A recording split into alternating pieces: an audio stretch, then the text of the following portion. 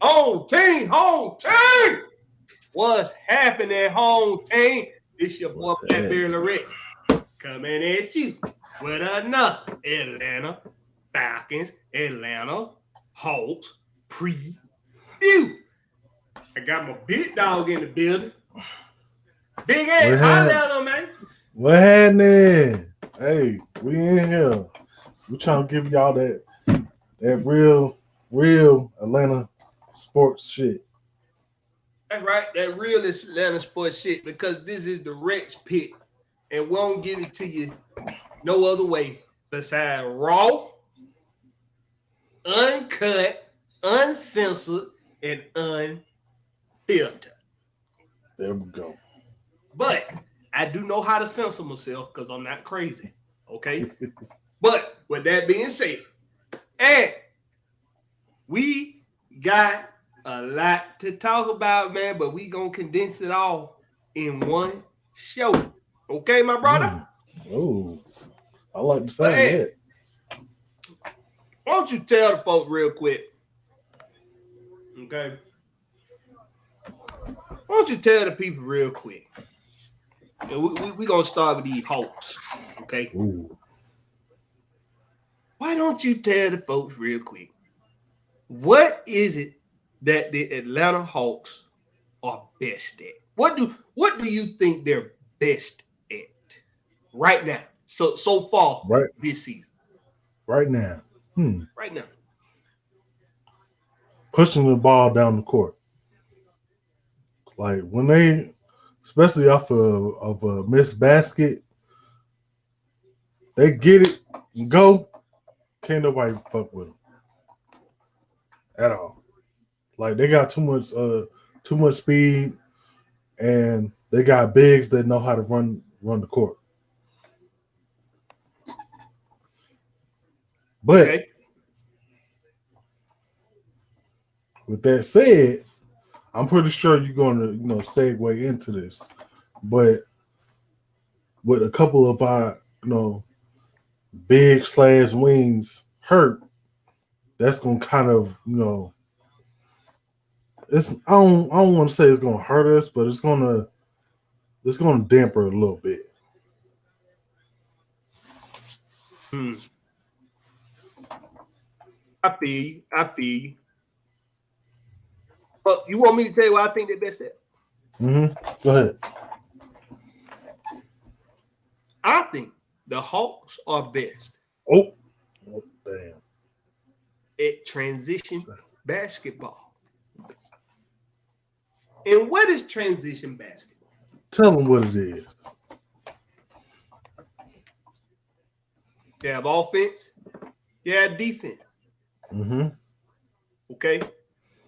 And the Hawks are best at transitioning from defense to offense, Hmm. offense to defense. And how? How are they best at doing that? But Mm. before we get into it, do a little bit of a roll call for y'all. Big Low, what's up with you, Big Low? What in the world, Bo? What's up with you, Low? Uh, Xavier Littman. Hey, appreciate you joining me. Everybody, man, y'all come on in. We gonna get the part started. We gonna have a real good conversation tonight, man. And we gonna keep it 100 with y'all all night long. I mean that. Okay. Big Low said, "Let them boys run." Yeah. You know what? Yeah, exactly. That's what they are best at. Yep. Transition basketball. Okay. Transition. So we hit a rough patch, did we not? And Yeah. last week, past couple weeks, we lost a Yep. few games, um, and it didn't look good. We lost some games where we let teams run away with the game early. We lost a game where we was in the thick of things all the way leading up to about the third quarter, and we let teams take off on us. I know a But couple games we done lost like that. yeah, a couple games. But the one that irritates me the most. Mm-hmm. Miss Maggie, how you doing, girlie? Oh, she said what up to you too, Aunt. Let me not leave you out. Oh, I ain't worried about that. What's up, Maggie? Oh, I don't want to be you, boy. No, I ain't. Don't do that. I ain't worried about being in the spotlight. Let me clarify that. Let me clarify that. Bad Anthony. Hey, Blackberry, it ain't the first time I heard that, but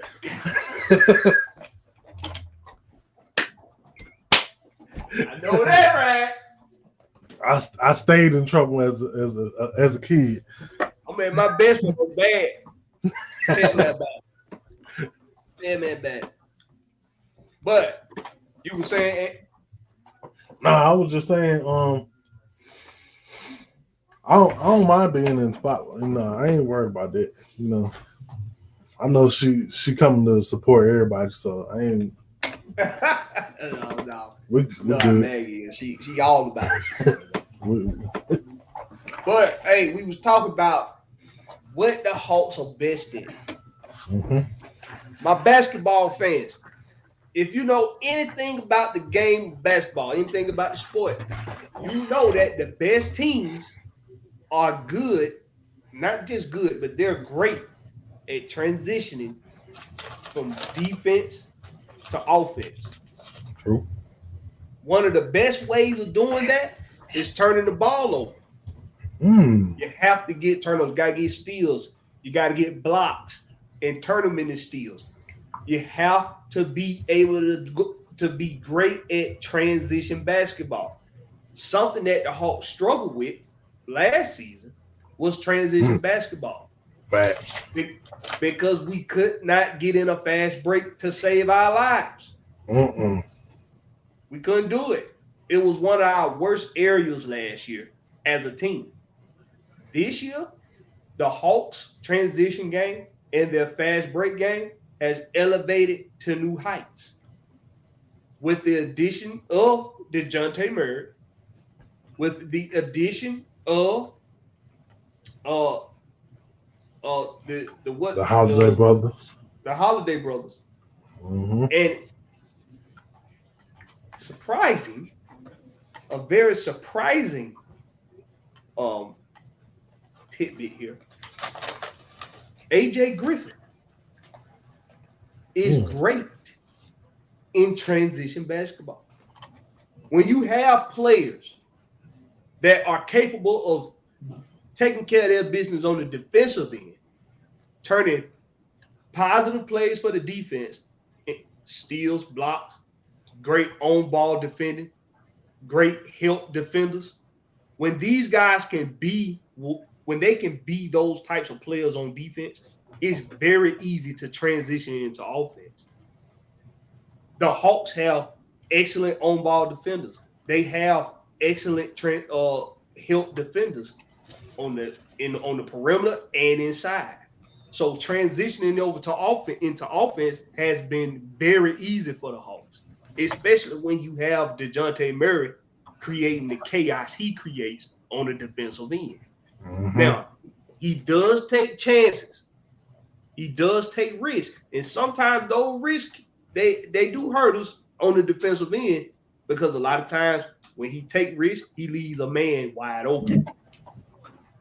So with that being said, what we do consistently is capitalize on those risks that DeJounte takes. And we are great at transition basketball. We get fast breaks. We get guys running the floor. And that's what you want this team to be able to do. Mm-hmm. So Hawks are very good at in the transition game.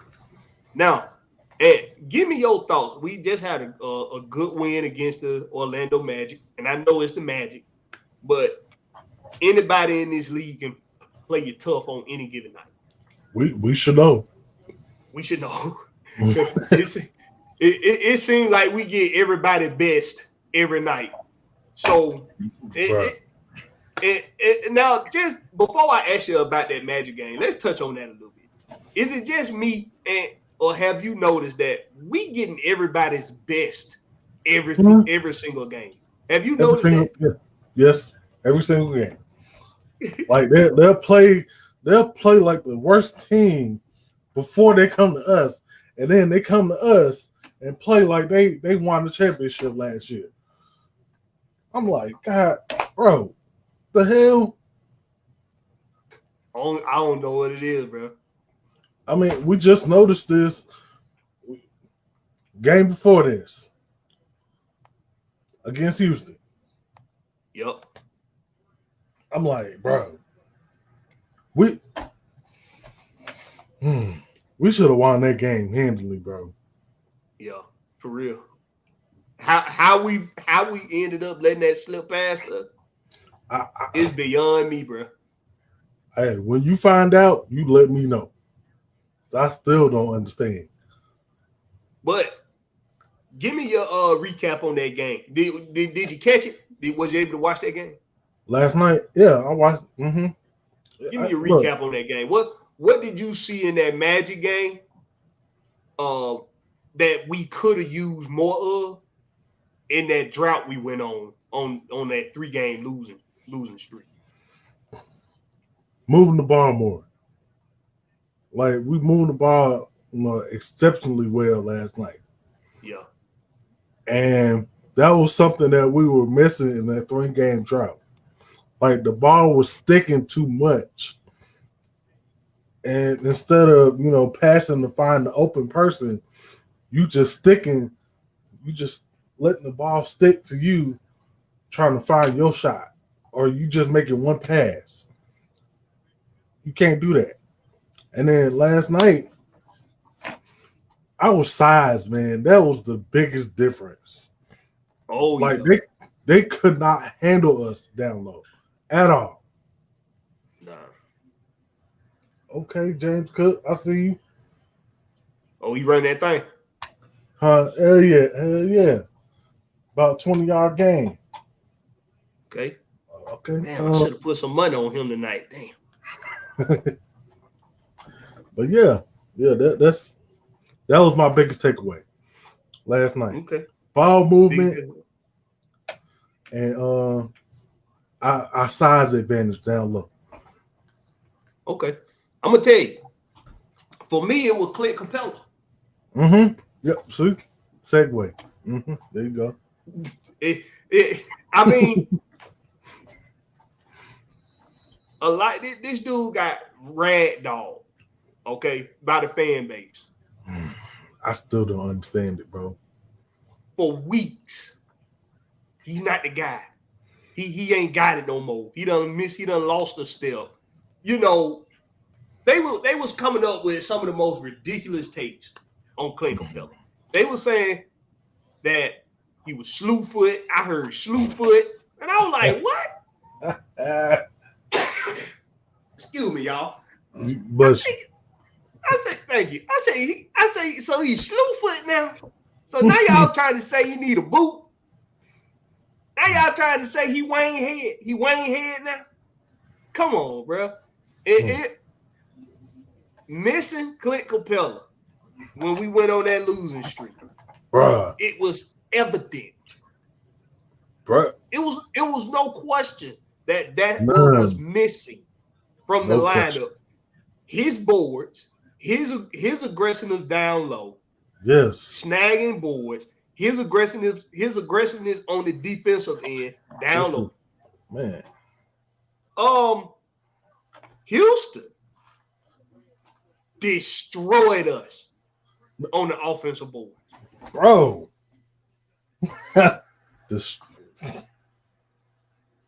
They had like 20. I think they had 22 offensive rebounds. 22 offensive rebounds. Mm-hmm. Now we've been out rebounded a good number of times this year, even with Clint on the floor. Yeah, but we make up for it. Exactly. We could make up for shit in that Houston game. It was so obvious that Clint Capela was missing down low on both ends of the floor, on the offensive end and on the defensive end. Okay. Look, Big Low say do you think transition game will be better or worse without John Collins? I'll let you jump on that first, Ed. Do you think the transition game gonna be better or worse without John Collins? It's funny that he asked that because I was talking about this earlier. Look, because his question and what you just talked about segues perfectly on what I'm about to say. Okay, I have called John Collins the heart and soul of our team. Yeah. Right? Yeah. Clint Capela, he's our anchor. No matter what people what fair weather fans might want to say, I don't give a damn. He is our anchor. And with John Collins going to be out for at least 2 weeks, that's going to hurt us a little bit.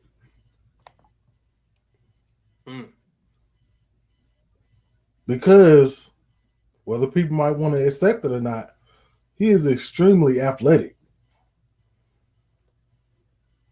I mean, yes, Trey does, Trey and DeJounte do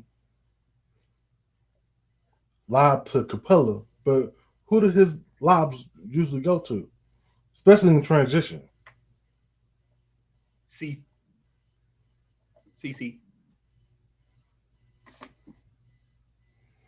It's a fact. You're speaking nothing but facts, that he was missing on both ends of the floor. Both ends, bro. It was evident. Okay. And is it just me? But did Big O seem to take a step back? Did he seem to take a step back when Clint Capela wasn't available to play? It did look like that. It looked like that, right? Yeah. It was something missing in his usual in-game demeanor. Yeah. I feel like a little bit of his confidence kind of slipped away a little bit, because I think when he knows he doesn't have to. Now, granted, some nights he does get more playing time than Clint when Clint is playing. But I think he also knows when Clint is playing, he's not counted on to be there in the clutch. When they need that primary guy in the clutch, he's not counted on to be that guy. So he can come out there and he can play more freely on the defensive end. That's fact. But it's like he was stuck. It was like he was in quicksand on the defensive end of the floor on that losing streak. True. I don't know what it was, but with Clint Capela coming back, it was evident that what was missing in the lineup when we went on that losing streak. Now, ladies and gentlemen, boys and girls, children of all ages, my brother, Smiley, Denzel, whatever you want y'all to call him, is in the building.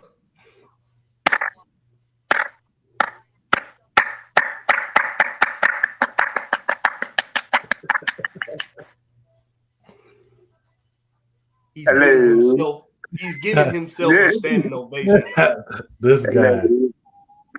I get myself standing ovation. The gall of this guy. Giving himself. How dare this guy? I'm worthy. And once you know your worth, it's natural. Natural. Hey, we talking about this Magic game, okay? What did you see, Denzel, in that Magic game that you would have liked to see more of when we was on that losing streak? You called it. C. CC, as well as some bench help that was definitely needed. Now, if that can just be sustained consistently. Now you talking about bench help offensively or defensively? Which one? Both. Or both. Okay. We needed defensive help on the offense. on the starting five.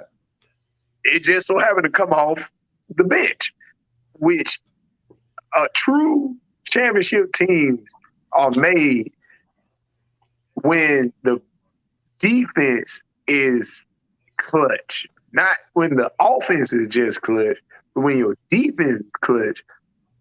Because look at Golden State. Them young boys came off the bench. Defensive clamp down in that NBA championship. Miami. Defensive clamp down. Not so much as consistently on the offense. You can't sustain that kind of defense throughout no playoffs, bro. You sustain it enough to get the ring, though, right? You ain't gonna do it every night. They didn't get it because they didn't get it. No, Miami didn't get it because that's what I'm talking about. Miami didn't get it because of inconsistent shooting. You only had one consistent shooter. And why do you think the shooting got worse throughout the playoffs? Defense slacked up. Defense wasn't the main reason. Because you playing hard trap full court all damn game. You is true. Every night, every game, you now, gonna lose legs. I ain't say do full court pressure. You gonna lose your wrist. You gonna lose your elbow. You gonna lose your heart. You gonna lose all of that. You gonna lose your lungs. You definitely losing your heart because Kyle Lowry lost his whole damn mechanics. But nah, he lost a lung. Yeah, he already 48 years old. I don't know why he doing this damn shit. He need to retire. You won. You won a ring. Happy, go. Bye. Now, you not gonna win no ring doing full court pressure like you doing suicides on a football field for 2 a days. That damn near what it equate to. That's what it equate to. You done ran 800 miles and it ain't done but the damn first half. You got a whole nother half. You're gonna run 1,600. It don't make no sense. Half, but you see, Golden State and teams like that. All right, you can throw Milwaukee in there too, with exclusion of the Greek freak himself. Drew Holiday, lockdown defensive star. Who else? Bobby Portis, good at the rim, great at the rim. Brook Lopez, good at the rim when he on, and he ain't getting off. He on. They got locked. They got clamped down. You just have to clamp down and stay on that consistently. Not do full court pressure, but beat them down the court. Damn it, beat them down the court. Stop. Don't straggle around. And for one, another thing.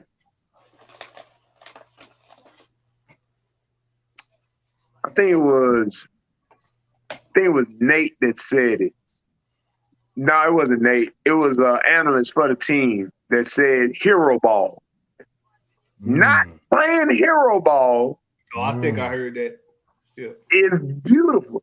And you can see that through the past 5, 6, 7 games. You go down the court, you do one pass and shoot it. And 1, 2 people standing on the damn perimeter, just standing there. What you doing?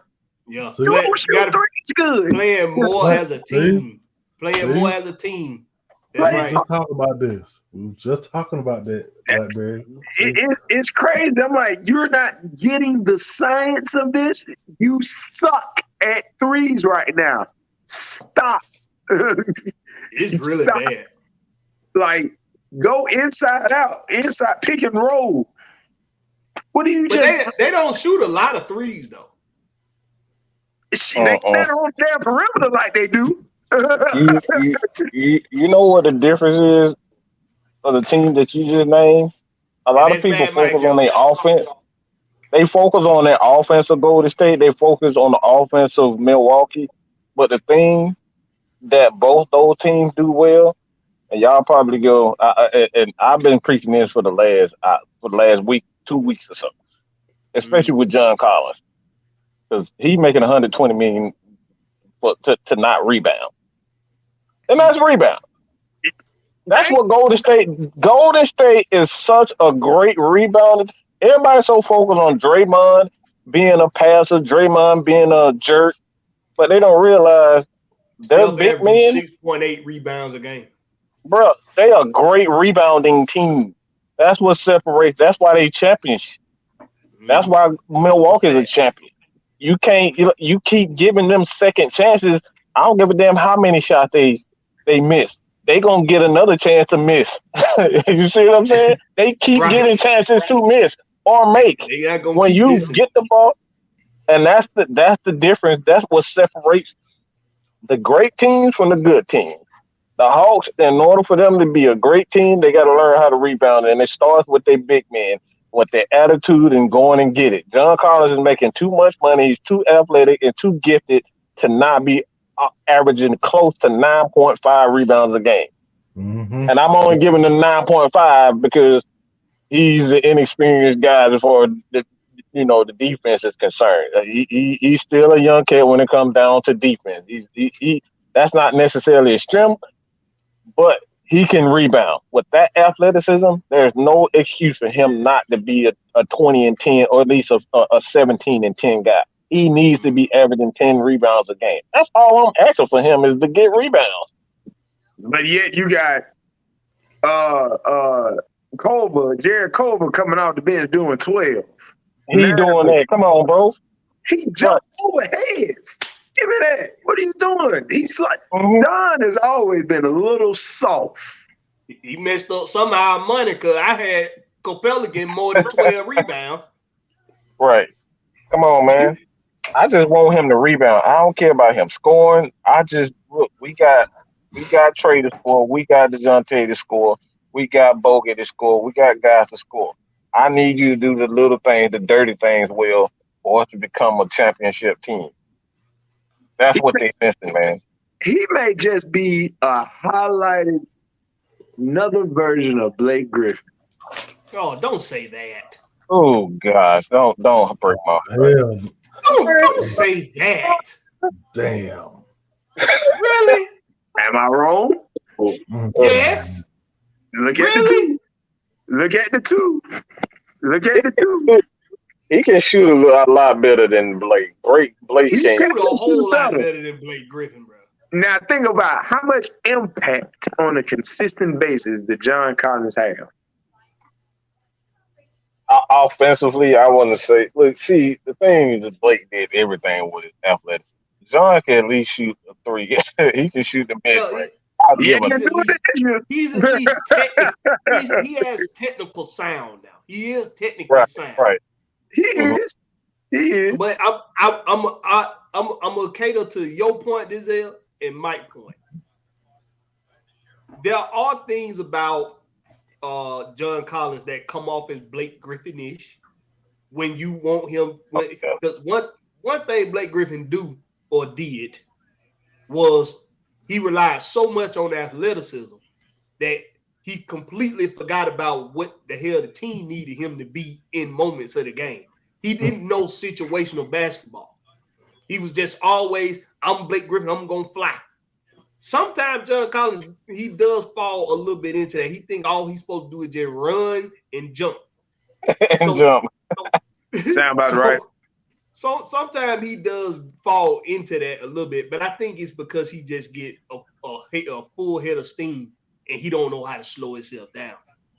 But to what Mike is saying, we praised him early in the season, did we not, Ant? Because it was looking like he was gonna be that guy this year that was getting boards and that was running the damn flow, because that's what he was doing for like the first 8 games. Yeah, somewhere along the line, he slowed it down. And he was getting, hell, I think he had like 1 rebound in a game. That was ridiculous. Yeah, that's a problem. That's a problem, man. It's like he get boxed out the damn paint every time. But like Mike said, when you know that your strength is your athleticism, you have to figure out how to get those boards. Even though you got men that's on you that you giving up 30, 40 pounds to. You still got to know how to get them boards. Now, sometimes the ball just bounced the way it bounced. But Clint Capela seemed to always find a damn rebound. That's true. And we know he ain't the most athletic guy. Man, come on, man. Yeah. But he always finds a damn rebound. So, and then hell, look at Zubac. Zubac ain't athletic. Lord, no. You want to call somebody Slewfoot? Come on. But that dude finds rebounds. So you have to be able. This is your role now, John Collins. Your role now is to be a 3rd to 4th option. Yep. Ain't no 3rd no more. Really, you ain't in 3rd. It's to be the 4th or the 5th. 4. Yeah, it's to be a 4th or 5th option. Because when Bogey come back, there's a lot of buckets you ain't gonna find. Yeah. They gonna be the 6th option. But and it's to get boards and to use your athleticism on the defensive end. You have to get these boards. You have to get consistent. Like Mike said, there's no reason for him not to be averaging around 10 rebounds a game. It's just no reason. But now that he's hurt and he's gonna be out for 2 weeks, I'm saying at least a month. He's gonna be out gave him for 2 weeks. They gave him 2 weeks. It's a high sprained ankle. I see Nate McMillan keeping him out an additional 2 weeks. Yeah, knowing Nate, he'll do it too. Yeah, it's a high sprained ankle. You got to be gentle with those. Really, you got to get off of it. High sprained ankle, he gonna be out for at least a month. Yeah, you're gonna be out for a month. So I'm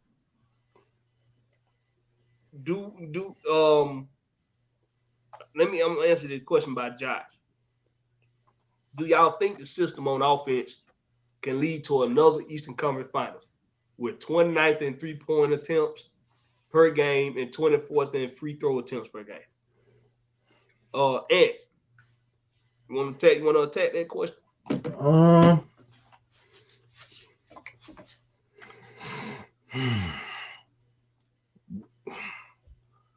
It's gonna be tough to do that because we're gonna have to be perfect in other areas, like near perfect, moving the ball, getting in the paint. We're gonna have to be near perfect to in order to get back to where we was at a couple of seasons ago. I don't know. I don't know if we could do that. What about you, Denzel?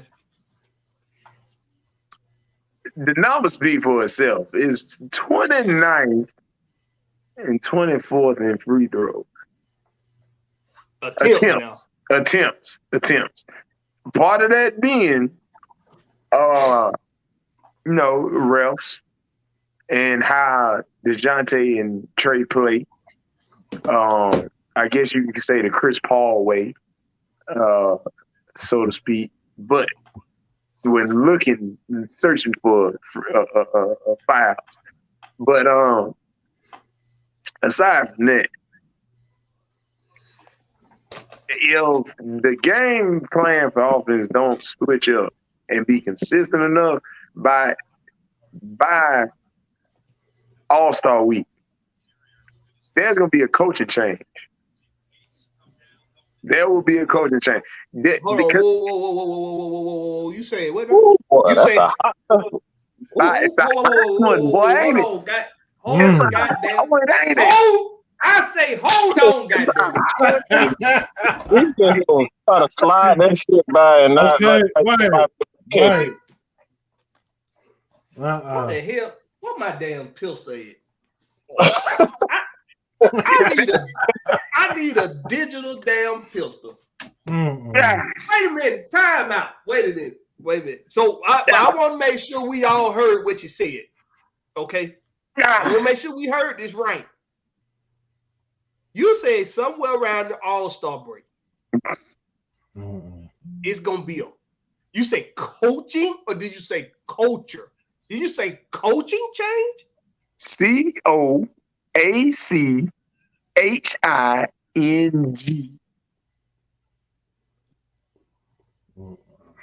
Now I didn't say well, did I? You what? Oh, so we gonna change out an assistant coach? Possibly. But nah, it's gonna be Nate. It'll be Nate. We know what the hell you talking about. It'll be Nate. You got to explain.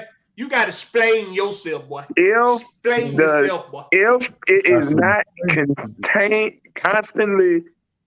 consistently working, meaning that from here on out, your offensive strategy is up and down, up and down, up and down, up and down. You get into All-Star Week now. Now, right after All-Star Week, everybody know the season goes like that. Before you know it, playoff time. Playoff time.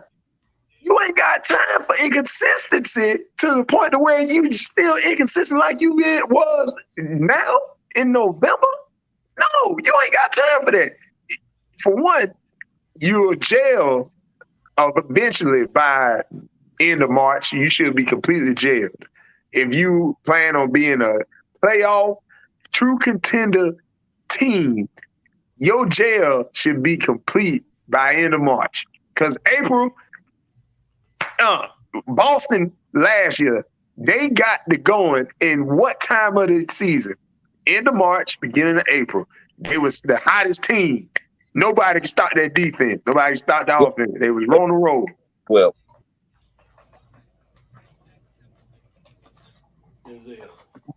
What? What? You can't foresee that. Look, man, we done invested too much money. They didn't want to go into the tax. They didn't want to go into the tax. So they feel like they invested too much money as is already. You finna go down the rabbit hole. Mm-hmm. So before you do that, I'm gonna fill the hole in for your ass, okay? But fill it in with some concrete. Before I lay into your ass, Giselle, okay? I'm gonna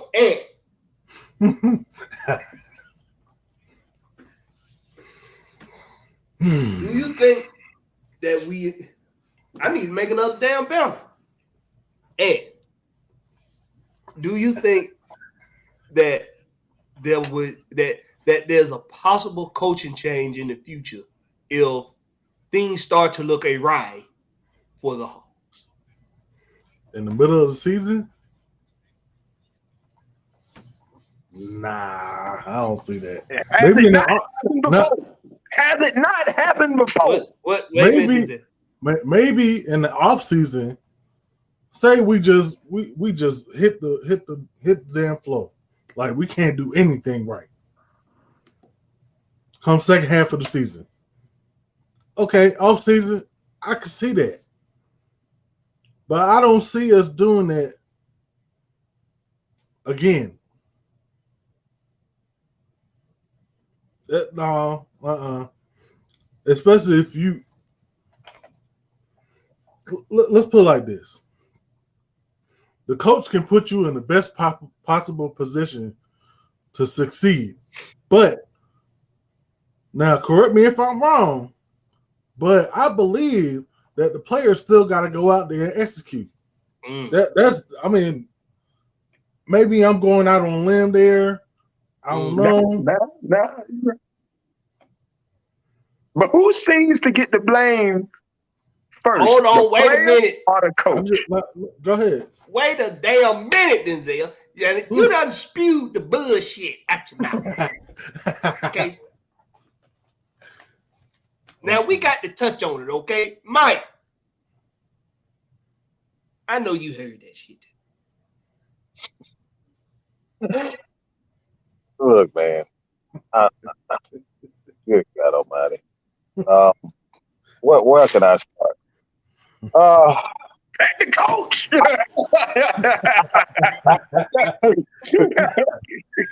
Look, I'm gonna say this about the NBA. The thing about the NBA is that we know that players run and rule the coaching. They pretty much rule the NBA right now. Yes. All right. Yes. So if a player doesn't have, if a player has an issue with the coach, that coach is more than likely fired. Yep. All right. We all know that. Yep. We see it with Steve Nash. He had a problem with Kyrie, and JD. he had a problem with both those guys. So that ultimately sealed his fate. Like, for the most part, these owners are going to side with the players. We know that now. But I don't see DJ have an issue with Nate.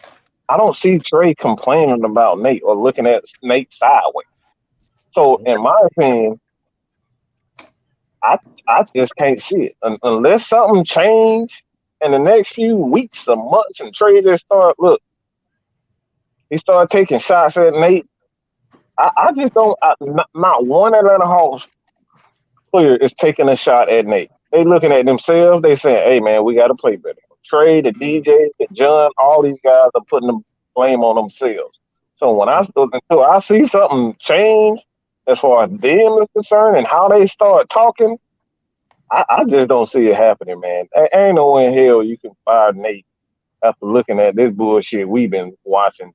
I mean, these guys 29th and threes, man. Come on, bro. That ain't a Nate problem. Nate ain't out there shooting them threes. No. Nah, yeah. I give you that one. Now they do have to execute, and looking at what they done brung in as far as talent, you all can say the bench didn't get better from last year. It didn't, Darren. You had Gallinari and Bogey and Herter. We was in a lot of games last year because Trey was the only one really scoring offensively. Who is really scoring this year? Who is consistently really scoring other than AJ Griffin? Let me ask you this question: What, you got a cup on that desk? You got a cup on that desk? He got some. He got a pipe. He got a pipe on that desk. It sounds like it. It sounds like it. Who is the consistent shooter off the bench other than AJ? Okay. We really just traded guys that was not much. Let me stop you, bro, because and Aaron. I'll put Aaron Holiday in there too. Let me stop you because I love you, and I don't want these Hawks fans to be in your DMs. They can come in on. your emails. I don't want them at your door. I don't want you to walk outside. It's I a don't problem. want you to walk outside and there's a brick in your windshield and your tire slashed. Insurance. I don't want that to happen. So let me stop you. So this is the thing. You say so much to unpack with you, boy. I done seen every game, so it was like y'all have. I'm sure you have. Now, shooters. Let's get to the most recent asinine comment that you made, which was the bench ain't got better. Defensively, yes, but continue. Let's look at what was coming off the bench last season. Okay, you had Danilo Gallinari coming off the bench. Yep. You had Lemon Pepper Lou Williams coming off the bench. Yep. Okay. And I'm talking about guys that are serviceable. Okay. You had Onyeka coming off the bench. Mm-hmm. Okay. Yep. All right. We good there? Who else? Who else is it? Kevin Well, Herter. technically, Herter was supposed to come. Herter was supposed to come off the bench. One, both Herter was both. I think, if I'm not mistaken, were supposed to come off the bench. I think it was. No, actually, if Bogut was going to be off the bench, Herter was not. Was he? Okay, just stop, goddammit. Bogut came off the bench. Bogut came off the bench. Bogut came off the bench. Now, listen to me, okay? All right. Nate McMillan did not restructure the bench for offense. This is clear. Yes. Okay? Because we knew after DJ was signed, we knew Bogut was going to be coming off the bench. Did we not know that? Yes. Where he was supposed to, last year. Well, God damn it, I said wait. Now, he did not trade Danilo and Kevin Herter for offense. The plan was to build defense off the bench because he felt like he had scoring already through the draft and through Bogey coming off the bench. Now, AJ Griffin is a walking bucket. Ooh, that kid been balling. Facts. Huge facts. He is a walking bucket. Facts. That's point number one. Point number two, the Holiday brothers. Now, first I thought it was just Aaron who had got his 3-point shooting down. Mm-hmm. But they both have gotten their 3-point shooting down. They both can shoot the three now. Justin can shoot the three, but Justin and Aaron both they can shoot the three. Now I ain't saying they out here getting streaky. I'm just saying they can shoot the three. And they are solid on-ball defenders. And I mean solid. Yes. Ooh. Yes. Aaron Holiday is ferocious. Is a ferocious on-ball defender. Now, that's second point. Bogey ain't been back yet, Denzel. He hasn't been back. I keep that comment to the side and tune in. But we all know what Bogey can do. We know what Bogey can do. Bogey is a shooter. Gallinari, a more consistent shooter than Justin Holiday. Why are you so focused on the shooting? Because I was referring to, I said we got better on defense. We didn't get better on offense. Do you want defense with decent shooting, or do you want a little bit better than decent shooting out of Danilo Gallinari, but no damn defense whatsoever? Which one you want? No. Boy, we was getting drugged last year on defense. I'd rather have guys who I know gonna play defense, and when I need him to shoot a three from time to time, he more likely will make it about 40% of the time. I'm cool with that. He ain't gonna take a lot of them, but I know when I need him to shoot one, he just might make it. Rather than a guy who, he can jack it up there and make it, but he ain't gonna get back down there on defense for shit. I'd rather have the other guy. Now, Giselle, you said that Nate McMillan would be out of here. Okay. Around what you say, All-Star break, midway of the season, about midway of the season. That's what you said. If the team didn't look like it was progressing. That's what you said. Now, that would indicate that two things aren't happening. One, we not winning games. That's what that would indicate. And the second thing it would indicate is that with a full clip, with a healthy roster, or with a nearly complete healthy roster. That everybody that Nate McMillan has put in place isn't doing their job. That means the Holiday Brothers ain't doing their job. You gotta be everybody. That means the Holiday Brothers not doing their job. Because you got to remember now, Nate McMillan took over this team midway in the season 2 seasons ago. Yeah. So DeJounte Murray, the Holiday Brothers, AJ Griffin, and Jalen Johnson, and colorful too, and Cole. Yeah, those are his. Those are pieces he plugged into this team out of his own ambition. Cole so just now getting on them. It's built for the playoffs. That's another thing. Like we're missing. You so focused on a regular season, but he brought these guys in here for the playoffs. These guys, like the series, the playoff series, you're not going to have these fast up and down games. It's going to slow down. It's going to slow down. So that's why you get these guys like just Aaron Holiday and Cole for these guys to play defense to limit opportunities because the pace is not going to be like this in the playoffs. So you got to peel the layers back, Denzel. You got to peel the layers back. Everything ain't just on the surface. Peel the layers back against the competition that we have ahead of everybody. Know the East has became top dog in the NBA. You don't think so? It's not looking like it right now. With Boston playing like they play. Besides Boston, everybody's jumbled up. Mm-hmm. Look at the you records. Can say that for the West. Outside of Boston. Take you Boston can say that for the West.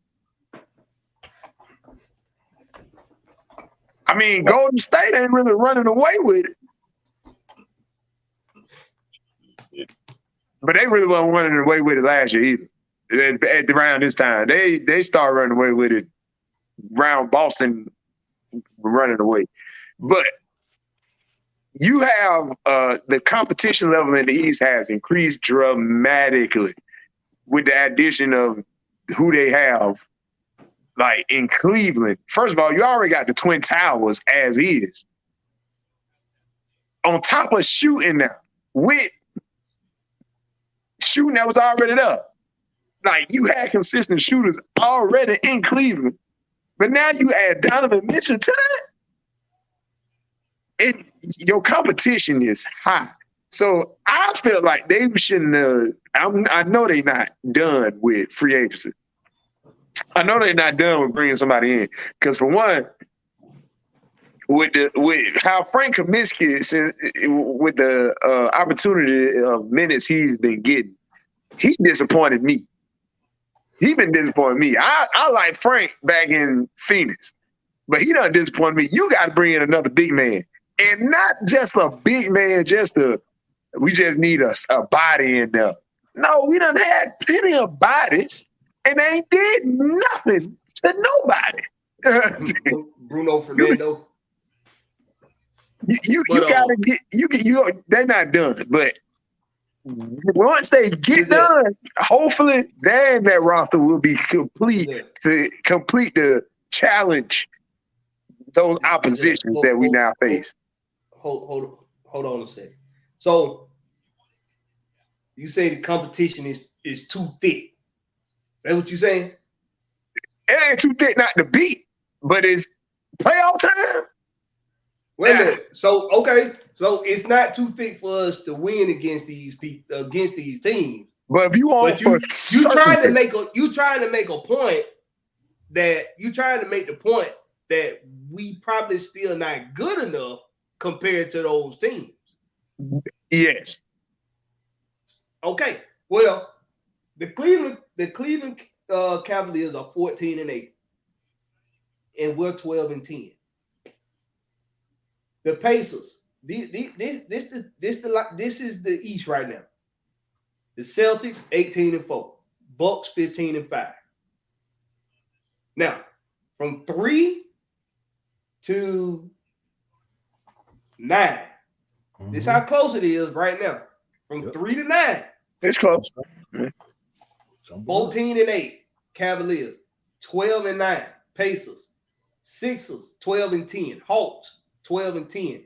Raptors, 11-10. Nets, 12-11. Wizards, 11-11. All jumbled up. Do it really sound like the competition is that thick right now? I mean, you want to make it past the playoffs, don't you? If we look at the rosters, okay? If we look at the rosters, a lot of teams are have the Atlanta Hawks still finishing 1 to 4. A lot of people are still having finishing top 4. Top 4, number 4, so, maybe number 5, maybe number 5. That's it. So what is it that gives you so much doubt in Nate McMillan's ability to motivate, inspire, whatever, or game plan?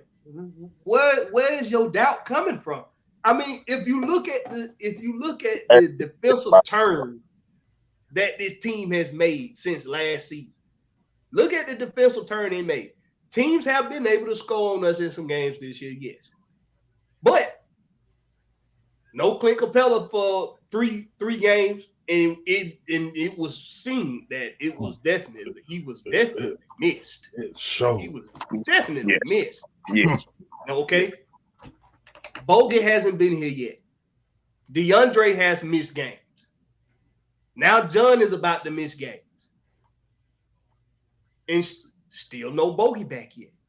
So how can you just put so much of the blame on Nate McMillan already that you talking about his job being in jeopardy coming midpoint of the season? Midpoint of the season comes up faster than a lot of people think. It's the latter part of the season. It's the second half of the season that drags. Because who seems to go when the team is not happy with, I mean, when I say team, I mean upper management is not happy. Like Mike just said, we know the era, this era, players are in more control of who they want at coach than upper management is. Upper management pretty much just going off what the players want. Who's to say the players, just because they ain't talking about him, maybe they still just not messing with cool with how the play calling is set up for the individuals that are now on the team. Basically but I don't see that. Playing completely to everyone's strength. You don't see that. You don't really. Do you really, when you watching them play, do they look like they not in sync with the game plan? Like they not in sync with each other? I mean, shoot, just last in the Magic game in the first half, you came out playing hero ball for a little bit, a good minute. And then second half, you turned it completely over. Now, first half, it was just out-talent. We out-talented them. It's just hands down and just out-talented them. Finally started making threes. And with the addition of Culver now on that game, because he was the bright light in that game to me. Talking about the Magic game? The Magic game. Culver was the bright light to me because he was everywhere. So we're completely healthy, or at least almost completely healthy, maybe one player out at best. One player out, more than likely it may be John or DeAndre, just based off of DeAndre's past with being hurt every damn year. With almost complete health, if the situation seems to persist, you can't tell me Nate Job ain't finna be on the hot seat or looked at. What you mean is what situation? The situation of damn inconsistency. Sometimes they look like they don't know. You go down, you pass the ball one time, you see damn DJ standing on the left side of the perimeter. You see John, I don't know why what play is drawing up unless it's a fast break. to where John should be on the perimeter coming down the court instead of. Go ahead, Mike. Let Mike get in on this. My thing is you so focused on what the Hawks are not doing, but you're not listening to what Blackberry just ran off a list of records of each team. All these teams have the exact same record. So are the Hawks really that bad? No, they're not. They're not. It's bad. That's the point. Why would you below average when the whole league is have almost all the Eastern Conference have the exact same record? Why would you fire Nate when everybody have them the same record? One is better than. When you looking at, I'm looking at further down the line where, okay, Toronto for some odd reason has our number. For some odd reason, and they've been having that for the past couple of years, even before Nate, from what I remember, just due to size difference, length difference, and that ain't got nothing to do with Nate. They got something to do with us bringing in the right, some bigger dudes, which we all been striving for them to do more, bring in more size to compete against these bigger lineups. I mean, you ain't stopping them B, so you can X that out. I mean, like Cleveland. I mean, like Toronto. Even Milwaukee got length over majority of people, teams in the league. So in certain teams, you got to X out. You just gonna have to play hardball against. Miami being one, because they still play hardball. They fucking suck. They do suck. They damn sure do. But they irritating as hell on defense. No, the hell they not. They still suck. What you mean they not? No, they're not. You still got. I just don't see you firing a guy with everybody in the East for 1 or 2 games, better or worse than each other. That makes literally no sense. If we stay up to par like we are now, and the other teams, like you're gonna have what was the team that was right below us? Darn it, Nets, Brooklyn. Maybe Brooklyn will finally get to know themselves a little bit more, like they recognize who you are. Now they done jumped off, maybe up 8-10 games. We need to be right along with that. Right along with that. If we ain't right along with that, it's an issue. We ain't probably gonna fight, but he gonna be on the damn hot seat. Because you can say from top to bottom, we've already got more depth than Brooklyn. Because all you got really is KD and Kyrie. Okay, we got to move on. Because you opened up Pandora's box with that shit, bro. So Butterfly effect. We just gonna move on. All right. Now, in case don't nobody know, Trae Young currently in just his what is this, his fifth season? Fourth season? Fourth season? Yeah. In just his 4th season, Trae Young already has 55, 30, and 10 games. That's 30 plus points with 10 plus assists. Okay. He's 2 games away. Or is it 3? I think it's 3 games. He's 3 games away because Matt just has 58. He's 3 games away from matching Magic Johnson's number, 58. I think James Harden has 99. Mm-hmm. Yeah. And he's in what year? What year is James Harden in? And we saw the tear he was going on in Houston. Well, it seemed like he was just gonna bust that shit out the damn. He was just gonna bust that shit wide open. Okay. He was having 30 and 10 nights on the regular, and he has 99. And Trae is already at 55, and we just in a quarter way of the season. He is on pace to make all sorts of history. little mighty mouse that Skip Bayless like to call him, little mighty mouse, Trae Young, all but 6 feet, 6'1" listed, but I think that's when he got on them high platform Air Force Ones. 6'1", $165, $175, Trae Young. Hey, it's Soaking wet. Is Yeah, that's on pace. That's soaking wet. He is on pace to make all sorts of history. This is my question to the panel. Do you see Trae Young being now? I know this come with a lot of variables because I'm pretty sure there's a lot of directions y'all can go with this. But do you see Trae Young in maybe this season, maybe next season, maybe in a few seasons? Do you see him being considered to be one of the best ever to play the point guard position? And when I say ever, now there's some names, there's some point guards that made a lot of history.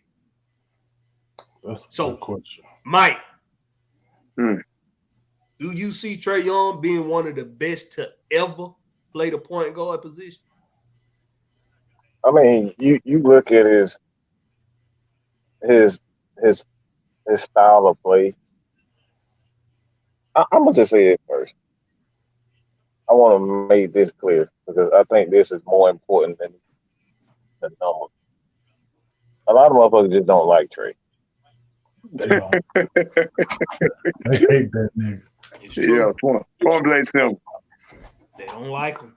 I don't know why. Don't like him because he knows he's that damn good. He knows what he can do. And he actually likes to pass the ball. Mm-hmm.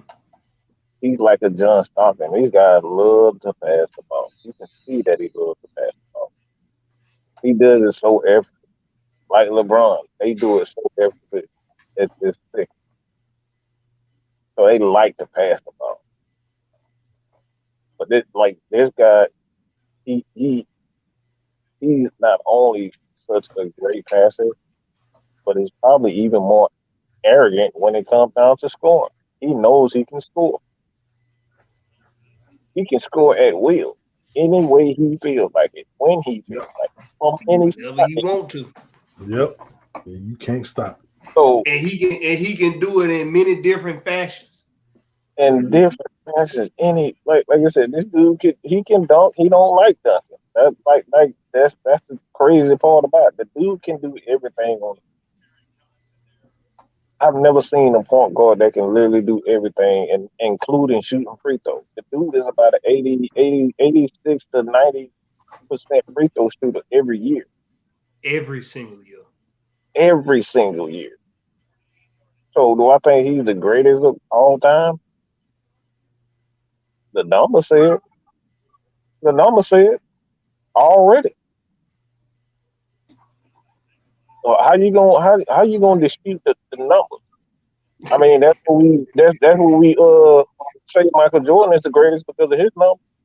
That's what we say John Stockton is the greatest. That's why we say LeBron and Kobe the greatest because of their numbers. So his numbers say he is. So right. This dude is already at this man Magic had 58. This dude is already at 50 in his fourth year. So say what you want to say about Trae. Right now, he's on pace to be the greatest point guard that ever lived. I said it. Just by his number. You know what? I gotta agree with everything that Mike said. Everybody know I've been watching Trae since college when he was at Oklahoma. So I know his game. And when I say look, what Miami did to him in the playoffs last year was an anomaly because they're just that good on defense. And that says more about what the rest of we had on offense on that team. Nobody could do anything. Okay, that said, Nobody else can guard this guy. Nobody.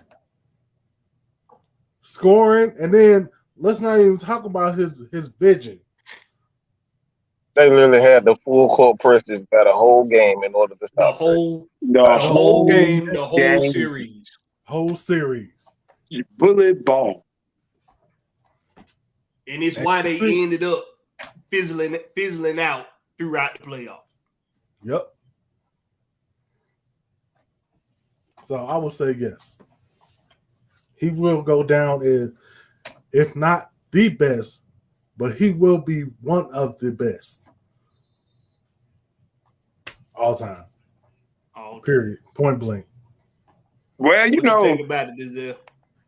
you know, the media, sports media, NBA, TV, and the four-letter word network, they not going to, I don't see everybody fully agreeing that, when it's all said and done, he's the greatest point guard of all time, because in this era, it was difficult and blah, blah, the Michael Jordan, you had Isaiah Thomas and blah, blah, blah.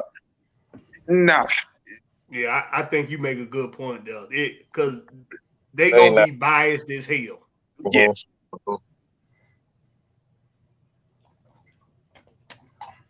Oh, that's all you got on? No, I thought Mike was saying something. But he on track to be the real Jay Hill said, the point God. It's like Goku on Dragon Ball Z. It's the God level. It's the God form right here. My boy got he got that patch in the middle of his head, but when he turned into God form, that patch get covered up and it spike up gold and black and well, red and yellow because of the hawk. It just be so beautiful. And you see it in full effect on stages like Madison Square Garden. The first game when we played Milwaukee in the playoffs, 42 points. What it was, 42 points and 9 assists? I think he had a double in that. I think it was 9 assists. I think it was. That's amazing. After coming off beating Philly, you go into the next best team house and beat them like that. One-man band show. Well, he was a one-man band show then. Couch. Fuck your couch. Fuck your couch. Hey, and matter of fact, he might be the reason why the Bucks won a national champion. I mean, won an NBA championship that year. Why you say that? Because he brought somebody Giannis that Giannis hadn't showed ever, and that was leadership. Mm-hmm. So y'all gonna Because y'all? he said, so y'all gonna let him shimmy on y'all? Y'all gonna let him shimmy on y'all? He did. On our floor? We're not gonna let that happen, are we? That man looking like Charlie Murphy now. Hey, I'm just shimmying on y'all. What you gonna do about it, D? What you gonna do? So it might be safe to say that Trey has a hand in the Milwaukee Bucks championship reign because he brought leadership out of their best player. Because they had to elevate their game to beat them Hawks, and they wouldn't have beat them if the damn referee wouldn't snuck his little foot out there. Yeah. Step up. Yeah. But I digress. He need to get fired. Just for that. Just fired. But I look, like y'all said, you can't argue these facts about Trey's game. One, the numbers speak for themselves, like Mike said. Two, like Ed said, regardless of what some other guy has done, Trae Young is only in his 4th season, and he's already surpassing those guys. Yep. And like Denzel said, The proof is in the pudding. It's on film. We got evidence. We got the footage. He gets in big moment games and he takes over the game. He don't just take over the game. He take over your city. Ex New York. Ex Philadelphia. And there ain't no such thing as stat pad in assist. Okay, so let's just keep that. Nope.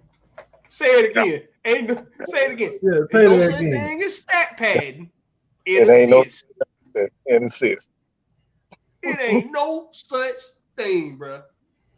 When a guy is willing to pass the ball, when he knows can't nobody check him one-on-one. If he want to go shoot a three, he'll shoot a three. If he want to go to the mid-range, he can go to the mid-range. If he want to go inside, all his 6'1", a $155 soaking wet in the hole, in the paint with the big dogs in scope, he can do it on all three levels. He can score, but yet he still passes the ball. And he don't know, and I see Mike with something that you forgot to mention about why we say Mike is the greatest, why Michael Jordan is the greatest. It's because when you turn on the film and you watch Michael Jordan play, and this is why I give him the edge over LeBron James. When you watch Michael Jordan play,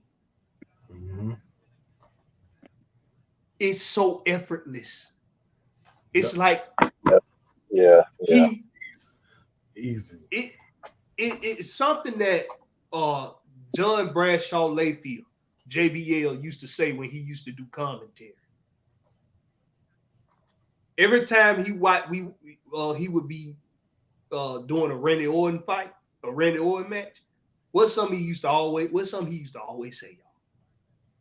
The great ones make it look easy. Easy. That's what Michael Jordan did. He made it look so easy that everybody thought they could be like Mike. He turned it into a brand. Like Mike. When you're watching Trae Young, what he's doing doesn't look like he should be able to do it. One, because of his size. Yep. Two, because of the league that we in these days. We all know what kind of league it is. It's a shoot first league and rely on the refs to give you every call that you get, that every time you drive to the basket. James Harden. Luka. Going Luka, Lord have mercy. You add that to it. Gigi, Kobe's daughter, she worshipped Trae. A lot of these kids like Trae. Like Trae. She did. Trae Young was Gigi's favorite player. Kobe flew her to, I think that was Brooklyn, just to watch Trae play. So Trae Young on a social level, like Mike just alluded to, and on a game level, this dude is on pace to make all sorts of history. When it's all said and done, and I said at the beginning, somewhere around like about the fifth week of this season, I said that per they stay healthy, DeJounte Murray and Trae Young are surefire Hall of Famers. Yep. With the Atlanta Hawks. Per they stay together and stay healthy, when it's all said and done, both of those guys are surefire Hall of Famers. But Trae Young, to take it even further than that, like Mike said earlier, can't argue numbers. He's on pace to surpass everybody in the 30-plus points, 10-plus assists games. He's at 55, and he's only in his fourth season. When it's all said and done, Trae Young would be considered the best point guard to play the game. And I'm saying it because I mean it, and I mean what I say. Yeah. We're gonna bookmark it right here. And that's word to your mama. Point God. Now, ladies and gentlemen, boys and girls, children of all ages, I wish I had Night Ride on here so he could do it right. Because I can't do it like he do it. Ain't nobody do it. Can't nobody do it. If you got any questions, y'all go ahead, shoot us your questions. We got some knowledgeable guys here on the panel. We got Big Ant. He's very knowledgeable. He's always got his ear to the ground in the sports circuit. We got Mad Mike. He always got both ears to the ground, stapled to the ground, glued to the ground, concreted to the damn ground with a damn jackhammer. He knows his shit. If you got a question you want to ask it now. And we got my brother Denzel, who he talked to everybody in Atlanta. Literally, he talks to every single person. So if you want something if you don't know something, he know it. You want to know where the best Philly cheesesteak sandwich at? He know how to tell you where to go get it. You want to know where Clint Capela get that, how he get that fade, the slant, what barbershop he go to get that slant on that fade. Homeboy. Yeah, that's my son. I need to holler at you then. My homeboy, his son could Capela hair. Well, damn, we just gave y'all some information. See, there you go. See, we connected. We connected around here. Man, they gonna find that man right now. They gonna find him. Like, hey, when his next appointment so we can have a conversation? My haircut was Clint Capela get his haircut, mama. Uh-huh. Who is Clint Capela, boy? Shut up. The man with the blonde patch in his head. Hey, man. He made that patch work for him, though. Some, like, that damn, what's his name? Dennis Schroeder. Play with us? Dennis Schroeder. Yep. Dennis. Give it up, bro. Hey, you know what? I don't think that's a dye, though. That's their real hair. No, they died. Their real hair is like that. Don't nobody hair grow like that. Look it up. Look it up. Look it up. I ain't seen that ever. Somebody got a patch of hair that grow blondish brown, and the rest of their hair. Come on, man. We are beautiful human beings, a race of people. We can make the unimaginable reality. Man, shut your ass, brother. What is you talking about? Believe, brother. Can y'all please ask a damn question? God damn. Believe. Y'all ain't got no question. We gonna go ahead and wrap this thing going up. This boy a fool. Call it all warriors. Call it all warriors. Okay? When you come to the Rex Pit, we're gonna give it to you raw. We're gonna give it to you uncensored, unfiltered. We're gonna give you the nitty and the gritty, baby. But one thing we like to do is we like to remind all our supporters, we like to remind everybody. One thing in life, God don't put you through nothing you can't handle. Okay? Whatever it is you going through in life, God know you can get through it. Otherwise, he wouldn't put you through it. And that's what make you a warrior. We are all warriors in the eyes of God. Be a warrior. Never give up. Be like John Cena, and you can't see me. Okay? So, before we close this thing out, Giselle, I'm going to tell these folk where they can find you in the social media circuits. You say it like that. Can they find you on Tinder? Nah, hell no. Can they find you on Tinder? Wow. Somebody be on Tinder. That's like saying you can find me on Black Planet. No, nobody be on that no more. Not that I know of. Can they find you on Reddit?